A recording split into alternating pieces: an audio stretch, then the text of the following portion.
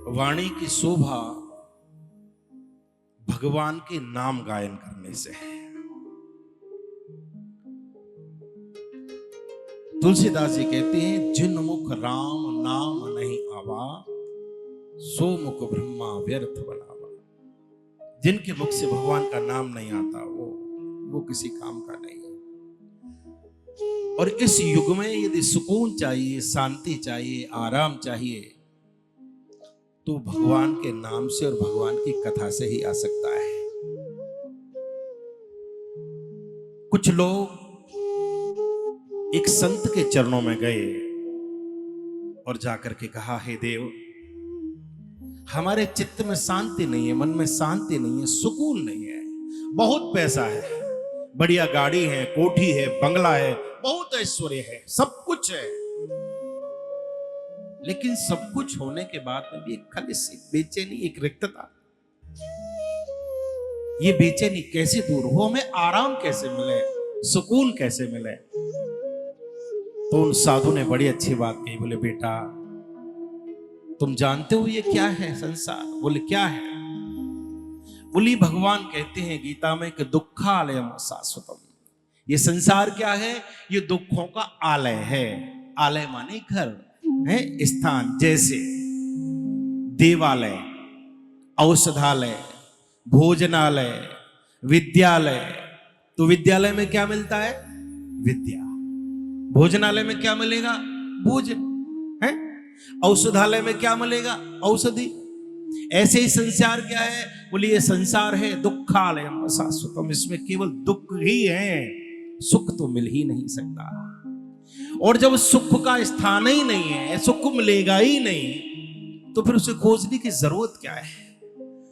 हर नया सुख एक दुख को जन्म देने वाला होता है। हर नया सुख, आप कुछ भी लाइए, कुछ भी करिए, कहीं ना कहीं आपको उसमें से कहीं ना कहीं दुख का फूल खुलेगा, कहीं ना कहीं कोई ना कोई कांटा लगा रहेगा। इसलिए कहा गया, बोले संसार, बोले क्या? बोले दुखालयम शाश्वतम, ये दुखों का आलय है। तो कहा, देव, क्या सुख मिलेगा ही नहीं, शांति मिलेगी ही नहीं? साधु के चरणों में आने के बाद में भी क्या चित्त में शांति नहीं मिलेगी? नहीं आएगी? आएगी, मिलेगी। कैसे प्राप्त होगी? बोले, आराम चाहता है? बोले, जी।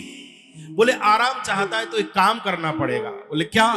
बोले, आराम की तलब है तो फिर एक काम कर। तलब का मतलब समझते हो? नहीं है माने किसी चीज के लिए छटपटा। बहुत लोगों को तंबाकू की तलब लगती है तो वो बना ही लेते हैं, खा ही लेते हैं। किसी को चाय की तलब होती है, और भी बहुत सारी होती हैं, आप समझदार लोग हैं, जानते होंगे। तलब माने छटपटाहट, बेचैनी, प्राप्त करने की इच्छा। तो कहा कि आराम की तलब है तो बस एक काम कर। आराम की तलब है तो बस एक काम कर, आराम की शरण में और राम राम कर।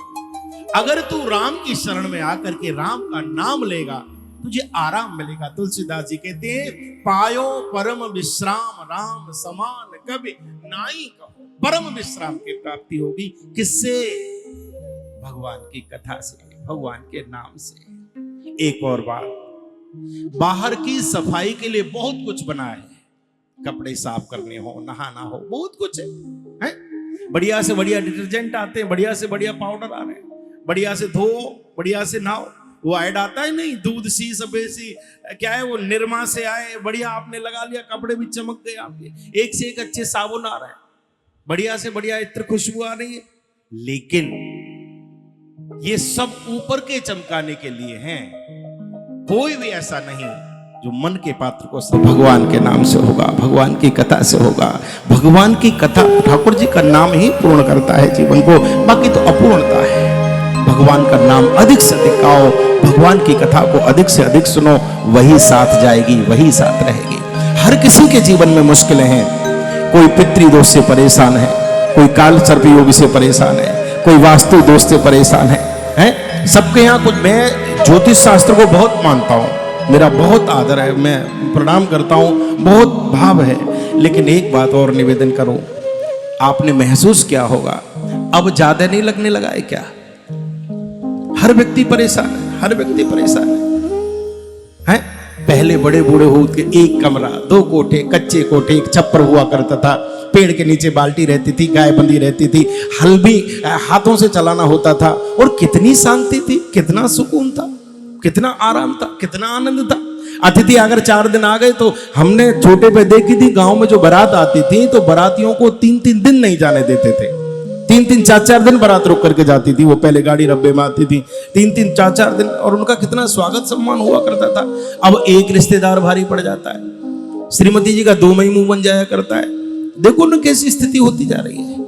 कहने का अर्थ इतना ही है भैया, भगवान के नाम का आश्रय लो तो जीवन में सब कुछ स्वाभाविक बदलने लगेगा आपके।